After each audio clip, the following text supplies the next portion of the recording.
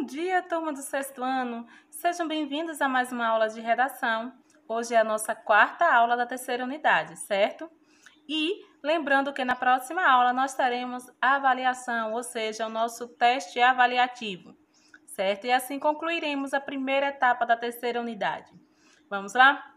Na aula de hoje, primeiro nós iremos conhecer as classificações quanto ao número de versos em uma estrofe. Nós sabemos que o gênero textual poema, ele tem como característica ser estruturado em versos e estrofes. Pois bem, lembrando que verso é cada linha do poema, não é isso? E estrofe é o conjunto de versos. Uma estrofe que apresenta apenas um verso, ou seja, uma linha, essa estrofe é classificada como monóstico. As estrofes que possuem dois versos chama-se dístico. As estrofes que possuem três versos, terceto. As estrofes que possuem quatro versos, quarteto. As estrofes que possuem cinco versos, quintilha. E aquelas estrofes que possuem seis versos, ou seja, seis linhas em uma estrofe, é chamada de sextilha.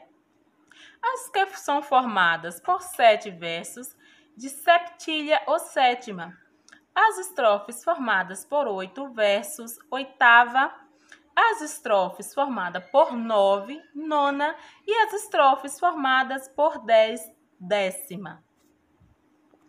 E aí vocês podem estar se perguntando, e as estrofes que são formadas por mais de 10 versos? Elas são chamadas de irregulares, tá? Então, essa classificação vai até a décima e a partir de, se tiver 11, 12 ou mais versos em uma estrofe, é chamada de estrofe irregular. Outra característica do gênero textual poema é a presença do eu lírico. Inclusive, tinha uma questão na atividade anterior, da aula anterior.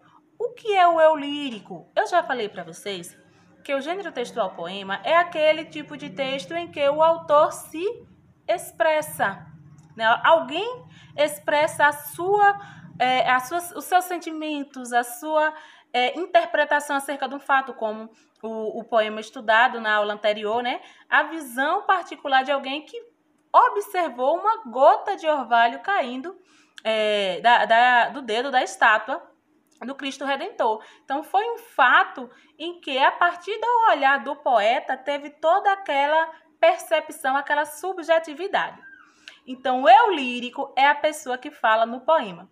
Olha uma observação muito importante.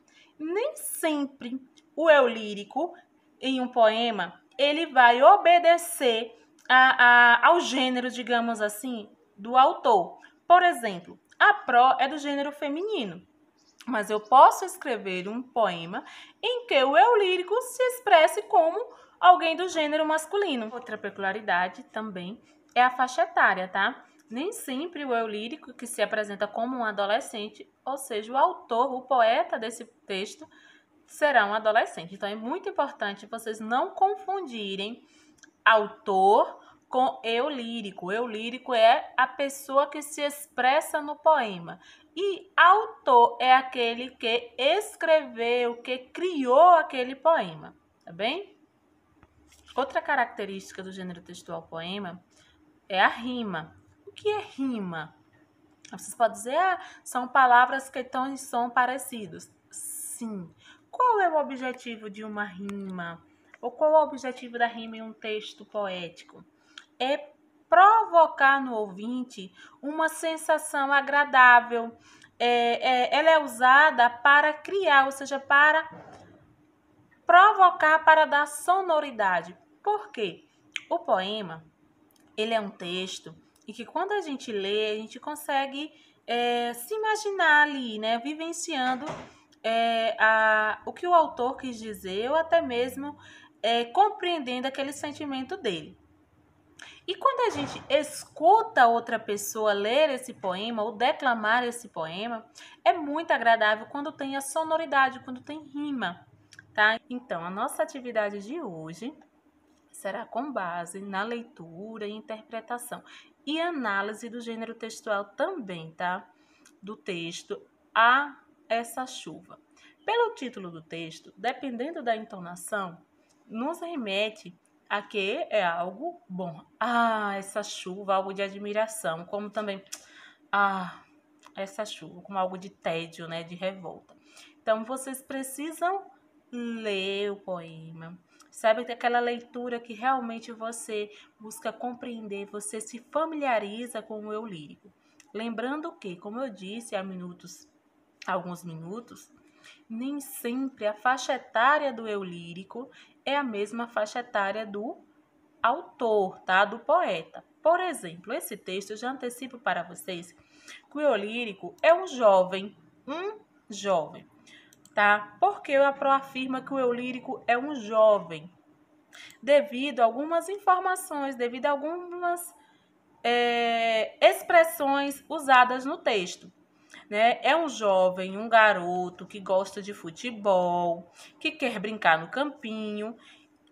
E eu digo que é um garoto porque em determinada parte do texto ele diz que quer se encontrar com uma menina, tá? Então são informações aí que já permite você identificar quem é aquela pessoa que fala no poema. Lembrem-se, eu lírico é um e autor, poeta é outro. Não confundam eu lírico com o autor, jamais, tá? Eu lírico é é a fala, é a pessoa que se expressa no poema. E autor é quem escreveu o poema. Depois da leitura, o arquivo que eu vou deixar aí com o texto e as questões para que vocês responderem. Vocês vão responder todas as questões no caderno. Depois, vai lá no ambiente virtual, a Pro vai deixar uma atividade no Banco Quiz que vocês devem responder. Nessa atividade, terá algumas das questões que estavam no caderno de vocês. Então, vocês precisam enviar para que eu possa avaliar vocês, tá certo? Outra informação, tem questões que falam a respeito das características do eu lírico. A Pro já antecipou para vocês que esse eu lírico é um jovem. E outras informações acerca desse eu lírico vocês encontram também no texto. Vocês precisam ler cuidadosamente, tá?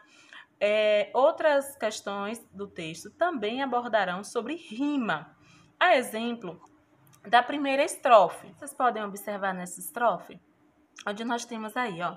Chove na cidade, a água resmunga pelas calhas, forma poças, enxurradas. Chove, chove, chove sempre, desde toda a eternidade. Nessa estrofe, quais palavras que rimam no final do verso? Conseguem observar aqui? As palavras cidade, logo no primeiro verso, e eternidade no último verso. As palavras que se repetem. Chove, muito bem. Que efeito de sentido a repetição dessa palavra reforça no poema? Será que repetir o autor, Sérgio Caparelli, ao repetir várias vezes a palavra chove, ele tem a intenção de reforçar o excesso da chuva, que é uma chuva que está durando um determinado tempo, certo? Então, essa é uma das questões, tá? Que estará aí no ambiente virtual de vocês. Então, vocês precisam leiam com bastante atenção o texto, leiam com calma. Se tiver alguma palavra que vocês desconheçam o significado, pesquisa. E depois acessa o ambiente, abre o caderno, responde, não foi essa a orientação? Depois abre o ambiente virtual, lá na atividade avaliativa e envia as respostas, tá bem? Vai digitar direitinho. Pessoal, presta bastante atenção na hora que for digitar, porque tem alunos que estão digitando palavras erradas, então tem bastante atenção. E outra observação que a Pro quer fazer em relação ao prazo de envio, bastante atenção, tá? O prazo máximo é de 8 dias, que é o intervalo de uma aula a outra, tá bom? Tchau, tchau e até a próxima aula.